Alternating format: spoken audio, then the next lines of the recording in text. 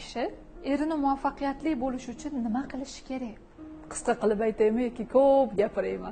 Duo qilish kerak ayol kishi turmush o'rtog'ini. Nima uchun duo qilish kerak? Chunki ayol kishi qanchalar ko'p o'sha turmush o'rtog'ini maqtasa, uni rag'batlantirsa, undan minnatdor bo'lishni boshlasa, turmush o'rtog'ini shunchalar ishi yurishib ketadi. Bu dunyoda aslida hamma omadli.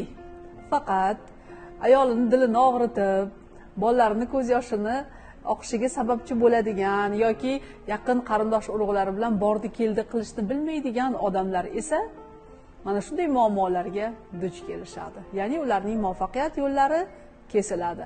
Shunday holatda albatta turmush o'rtog'iga, ota-onasiga yaxshiliklar qilib, qarindosh urug'lariga ham hech bo'lmaganda yaxshi so'zini aytishni o'rgansa, uning muvaffaqiyat kalitlari har doim ochiladi va yo'llari ravon bo'ladi.